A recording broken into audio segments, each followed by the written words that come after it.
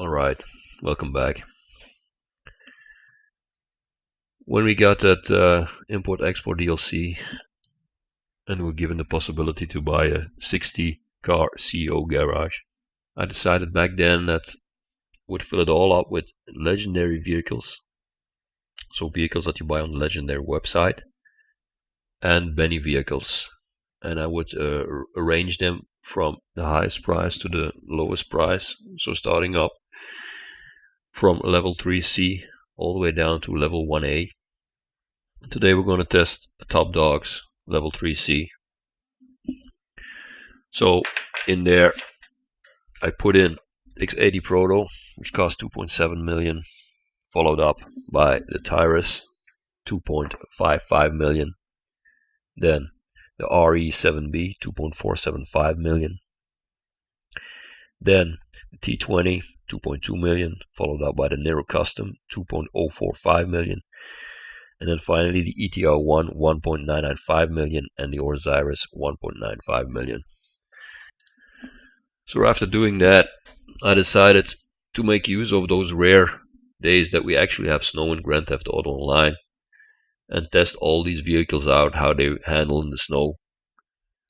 And to keep things short, I would just do a small run around the block around my CO garage, which is actually the Mace Bank Tower building, and these are the results. So first up we start out with the X80 Proto, which visually is a very nice car. It has an alien look to it, and so I was curious how it would handle in the snow. As you can see, it actually handles quite nicely in the snow, apart from the fact that the driver is an average pilot. But still, and this was the first time I would do this track between brackets. But anyhow, it felt nice for a car that I hardly ever use in Grand Theft Auto Online. It slides nicely. It has, all in all, good handling. But as we will see later on, there are far better choices than this one. So let's put this beauty back where it belongs, next to the other top dogs, and let's pick up the second one. Very nice car, but then again, it's all personal preference, of course. Some like it, some love it, and some hate it. As simple as that. Alright, we're back. Next one, Tyrus. This one I sprayed in my crew color, which is a version of lime green. And let's put it to the test in the snow. This car I actually used quite a lot in the stunt races, and to be honest, it handles pretty good in the snow. Nothing spectacular, but it doesn't disappoint.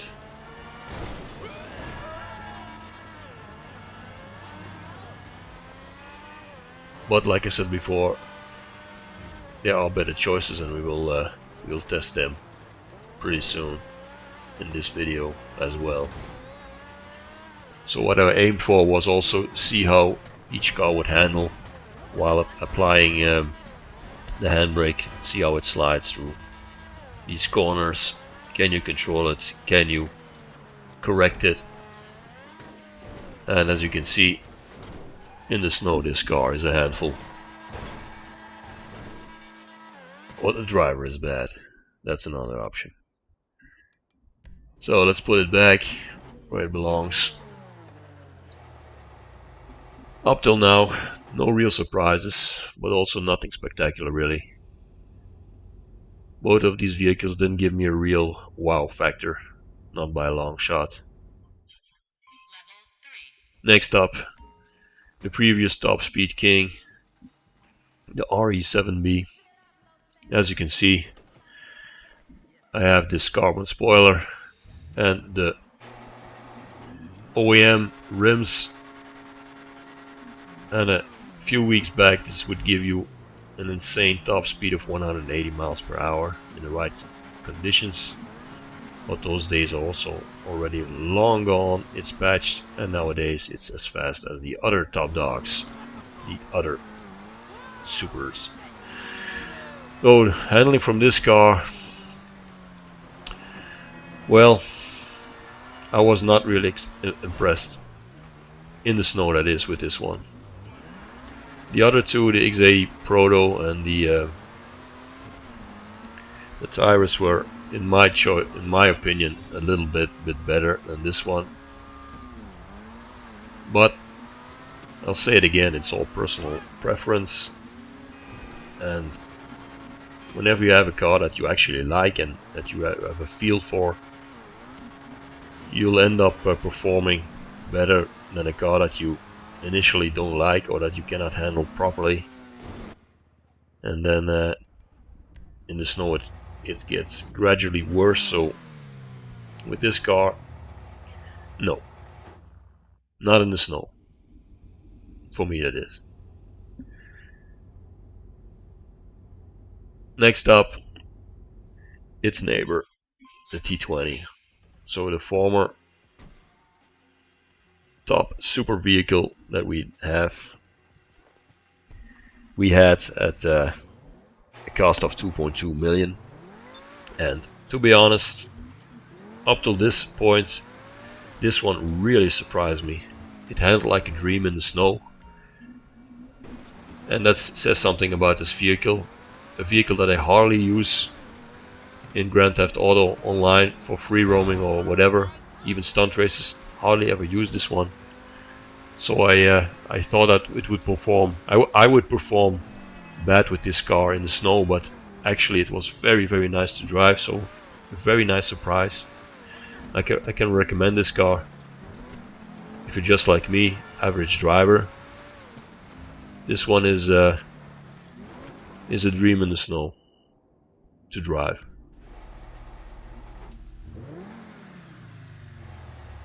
Let's put her back. Well done, T20.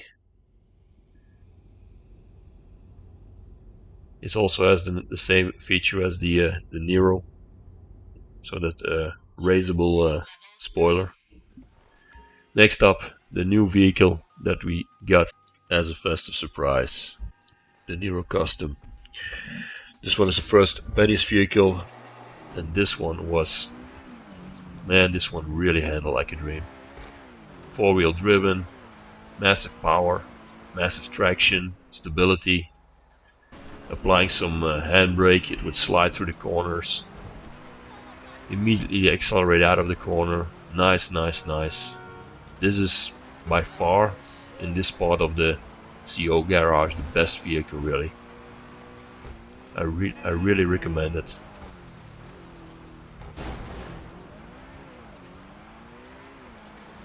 Yes, nice little slide.